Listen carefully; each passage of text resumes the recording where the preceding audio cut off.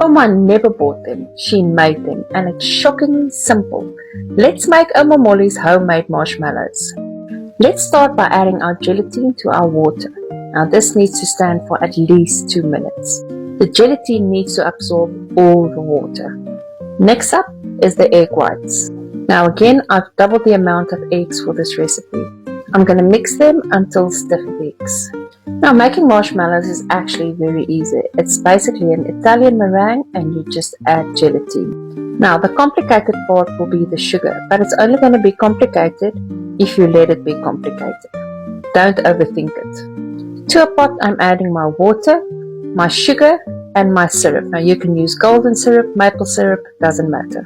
You're going to boil this until it reaches soft ball stage. In sugar you get 3 stages: soft ball, firm ball and hard ball stage.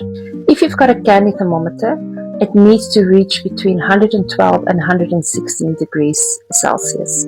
If you don't, then just drop a bit in a glass of cold water. It should form a ball, a soft ball, and then when you take it out, it should lose its form. That's how you know it's at soft ball stage. I've just added my gelatine. Just make sure your pot is big enough, otherwise it might bubble over. Now, this is when sugar decides to become a pillow. I'm slowly adding the sugar syrup to my egg whites. Now, the hardest part of making marshmallows is waiting for them to set. I'm also going to add my vanilla essence. Now I'm just going to mix it until it's fluffy and glossy.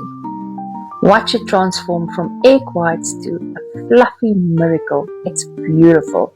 Now always be careful with the hot sugar. It's sweet but savage. Now this very much reminds me of my childhood, especially with family gatherings. Oma always had buckets of marshmallows standing around.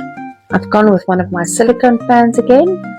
Whatever pan you're using, make sure that it's well greased. And that needs to sit in the fridge for at least 3 hours. It doesn't take that long. I'm going to divide my marshmallows into 2 batches.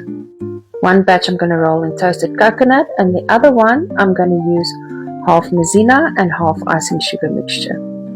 You know your marshmallows are set when they easily come away from the sides. Look at that. It's beautiful.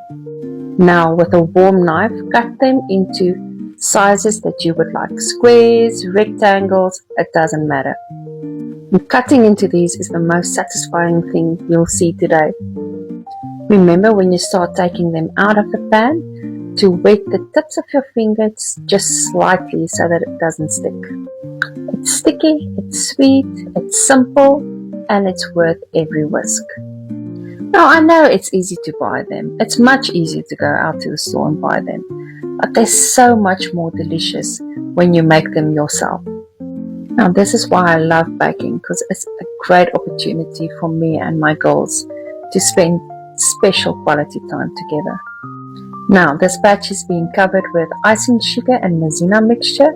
I tried the spatula, but I would suggest that you just turn them around in the mixture with your hands. It's much easier. Now you can go crazy and try all sorts of colors and flavors, whatever you want.